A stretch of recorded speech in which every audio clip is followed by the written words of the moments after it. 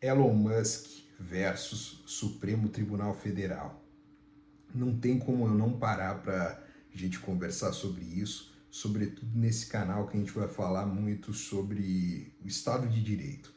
Por que a gente precisa valorizar mais as regras e sair um pouco dessa, não digo idolatria, mas essa inclinação a achar que o fulano de tal, ou tal pessoa, ou aquela vão salvar o país e etc. Acredito que as raízes são muito mais profundas do problema. Mas vamos para o caso Elon Musk versus Supremo Tribunal Federal. Aqui quem fala é Alan Marques, advogado, sou advogado brasileiro aqui nos Estados Unidos. Estou aqui para aprimorar meus conhecimentos sobre estruturas offshore, proteção patrimonial. Então, a gente alia o útil ao agradável. Então, todos aqui estão convidados a fazer parte aqui desse canal e a gente discutir em conjunto, depois vamos montar grupo, tudo. O que acontece? Olha o problema que o Supremo Tribunal Federal se colocou. A gente tem internet agora, que é um novo espaço. A internet é um novo local. A gente tem a nossa sociedade no plano físico e agora a gente tem um novo plano. Por que eles criaram a questão do metaverso? Porque realmente é uma outra realidade. O que a internet faz? A internet ela trabalha num segundo patamar. Aqui está o plano físico, aqui é o plano onde a gente vive, e aqui está a internet. A internet ela está num segundo plano, é o que o pessoal chama de nuvem. Ela está num ambiente intangível, porém ele está aqui, ó, em paralelo. O que ele faz? A internet ela está aqui, ó, e nós estamos aqui no mundo físico.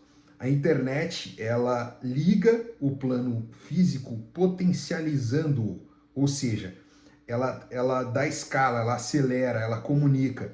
Então você tem um outro espaço onde transitam as informações, as interações, como agora, né? Não teria, sem a internet não teria como a gente fazer essa interlocução.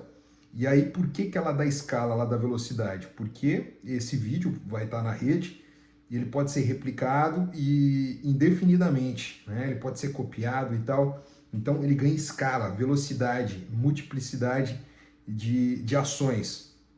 Muito bem. Então, olha a decisão. Há esse embate, liberdade de expressão e etc. Porque o que acontece? A rede social deu voz a todo mundo, né? A sociedade ficou assustada, né? Porque, de certa forma, aquilo que as pessoas não diriam pessoalmente, elas desagam isso por meio das redes sociais, etc. Tá todo mundo assustado com isso, né? A gente não sabe onde é que isso vai chegar. Mas vamos à questão da internet e da decisão do Supremo Tribunal Federal. Olha o problema. O Supremo Tribunal Federal vai lá dar uma decisão e tenta cortar o acesso, né, das pessoas que estão no Brasil a acessarem o X. O X, eles não conseguiram travar, tomar nenhuma medida contra o X, né, que é o Twitter, né, o antigo Twitter, mas impedir que as pessoas façam a conexão. Esse é um ponto importante. A internet ela não é livre como todo mundo acredita que ela seja. A internet ela já está toda cheia de restrições. Por quê? Porque você acessa a internet por meio de aplicações e softwares de determinadas empresas que fazem uma proteção do que você consegue acessar. Para quê? Para distribuir conteúdo, ou seja, para te controlar no sentido de lhe vender produtos, etc., e exercer um controle social, obviamente, né? Não sejamos ingênuos. E o que acontece? A decisão do Supremo Tribunal Federal utilizou, né, os meios que lhe estão disponíveis, que são os serviços de tecnologia que o país tem disponível para barrar essas tecnologias. E aí aplicou algumas medidas e o que acontece? Não conseguiu se tornar efetivo. Olha o problema, né? Deu uma decisão para impedir que as pessoas acessem, aí a plataforma foi lá e mudou o seu servidor para um outro servidor que tem outras empresas sob o seu guarda-chuva, e aí não conseguiu, né, tornar efetivo. Fica aqui que você vai entender um pouco mais outros problemas relacionados a isso. Beleza. O que acontece? O Supremo Tribunal Federal deu a decisão e agora ele cai num descrédito. Por quê? Porque a plataforma conseguiu voltar a ser distribuída e o Supremo Tribunal Federal agora vê sua decisão sem poder ser cumprida. Porque o Estado, se você não cumpre a decisão, ele vai coercitivamente, à força, fazer cumprir, né, a sua decisão, expropriando teus bens ou até fisicamente lhe coagindo. Por quê? Porque tem os mandados, etc. Isso é uma discussão para um outro momento. Mas o Estado se impõe pela força. A democracia ela é uma camada superficial, né? A ponta da espada lá atrás, ela sustenta tudo isso, né? Tanto é que você vê que tem essa questão de 8 de janeiro, etc, etc.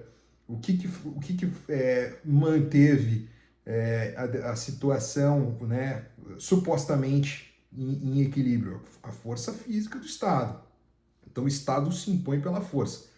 Em outras palavras, a ponta da espada sempre esteve presente e talvez sempre esteja, porque é o meio coercitivo de manter todo mundo sob um determinado controle. Enfim, a decisão não se tornou efetiva, tudo bem, e aí perde-se a força. E esse novo espaço agora da internet, ele tem uma série de tecnologias que estão sendo desenvolvidas, tal, e aí, etc. O Brasil tem essas tecnologias, ou nunca teve boas tecnologias de ponta, né? O país já investiu nisso. Se começar a investir nisso, quanto tempo vai demorar para capitalizar toda essa tecnologia, etc. Então, veja que o Brasil sempre teve nessa situação de estar 2, 3 passos atrás, né?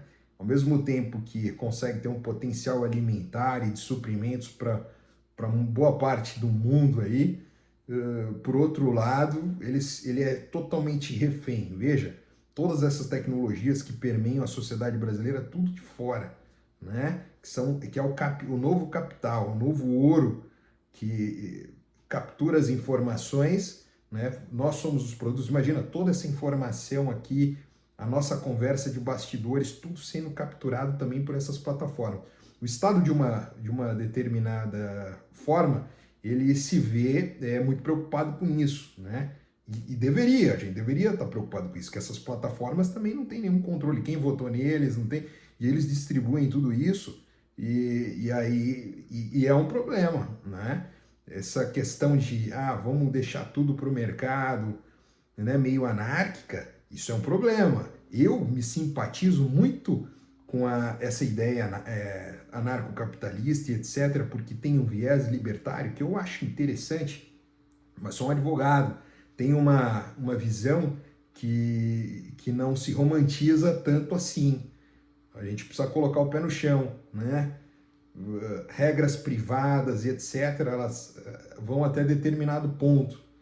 Então, eu não sei, isso é um papo para um outro momento, mas, continuando aqui, veja o paralelo com a questão de Bitcoin e criptomoedas. Olha como foi um tiro no pé essa questão do Supremo, e ainda está em aberto, porque não sabemos se eles vão conseguir aplicar a sua decisão, né? O que a gente chama aqui nos Estados Unidos de efetivar o enforcement, né?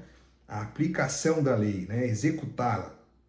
Então, isso ficou em aberto. Em relação às criptomoedas, a mesma coisa. Veja aqui, quantos anos as criptomoedas já estão aí, até agora não se efetivou uma regulação, né?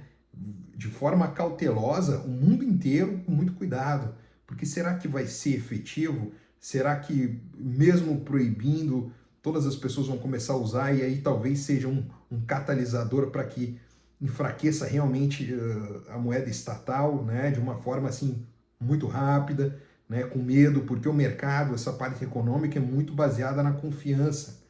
Todo mundo sabe que o teu dinheiro que você deposita lá no banco, ele não está lá disponível para você, porque eles ampliam aquilo para emprestar para um, para outro. É o que eles chamam de reserva fracionária, etc.